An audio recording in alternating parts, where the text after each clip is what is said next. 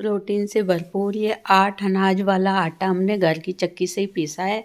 अब हम इनकी रोटी बनाएंगे तो ये बहुत ही पोषण से भरपूर होती है। तो इसको हम कैसे बनाते हैं, तो मैंने 1 कटोरी चना, 2 कटोरी मक्का और 2 कटोरी जौ लिए हैं और आधी कटोरी मैंने सोयाबीन लिया है।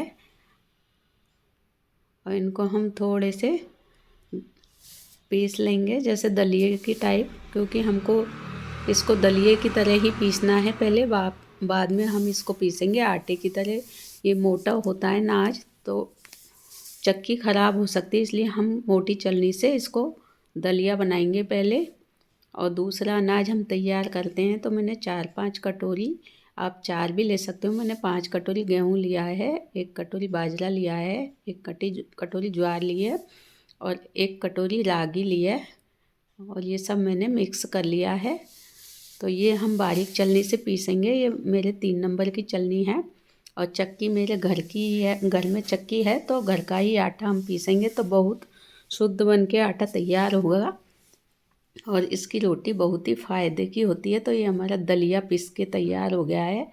अब हमने चक्की में से दलिया पीस के निकाल लिया है और इसको इस तरह से खोल के हम जो इसमें अंदर रह जाता है दलिया उसको भी निकाल लेते हैं इस तरह से किसी दूसरे बर्तन में।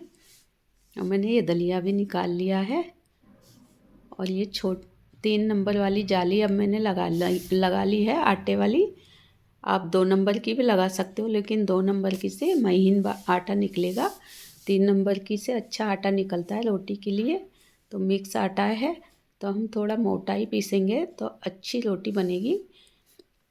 दलिया हमने अलग से निकाल लिया है और वापस हमने ये कोठी वापस हमने इसमें लगा दी है चक्की में और इस तरह से सेट कर दी है।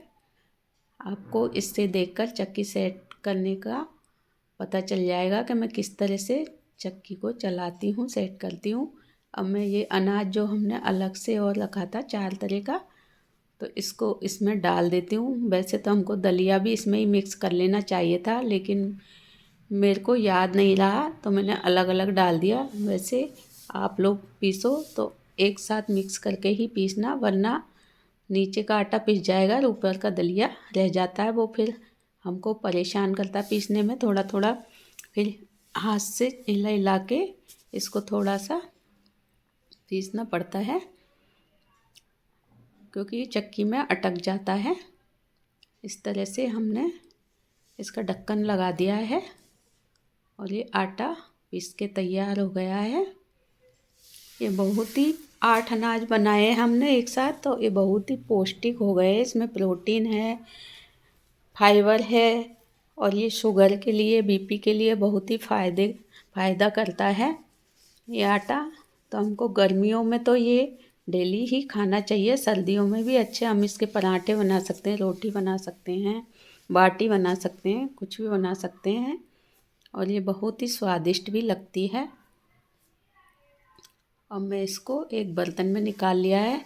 अब मैं इसकी रोटी बनाना बताऊंगी। तो मैंने थोड़ा सा आटा लिया है 2 मेंबर का, तो इसको छान लिया है। छानने के बाद भी जब हम घर की चक्की से पीसते हैं तो छानने के बाद भी कोई ज़्यादा चापड़ा नहीं निकलता, तो उस नहीं निकलता। अब आटे को हम लगा लेते हैं। आपको मेरी रेसिपी पसंद आ रही हो तो लाइक, सब्सक्राइब एवं शेयर ज़रूर कीजिएगा और कमेंट भी कीजिएगा। और मैंने आटा लगा लिया है। इस आटे को हमको ज़्यादा भिगो के भी रखने की ज़रूरत नहीं है और हम फटाफट इसकी रोटी बनाते हैं।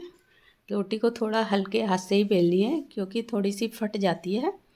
इस तरह से हमने रोटी तवे पर डाल दी है और इसको उलट पुलट कर हमको थोड़ी एक साइड से कम सेकनी है, दूसरी साइड से थोड़ी कड़क कर लेनी है। और हमने घी भी लगाएंगे इसमें, तो हमने घर का ही बना हुआ घी लगाएंगे।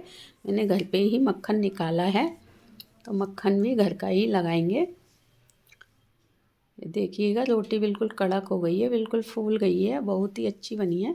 और हमने ये घर का जो मक्खन बनाया है इसको हम इस पे रोटी पे लगा देते हैं।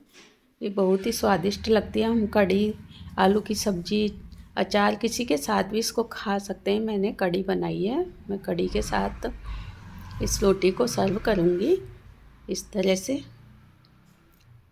आपको मेरी रेसिपी कैसी लगी आप कमेंट करके ज़रूर बताइएगा। मैंने थोड़े से चावल भी बनाए हैं साथ में।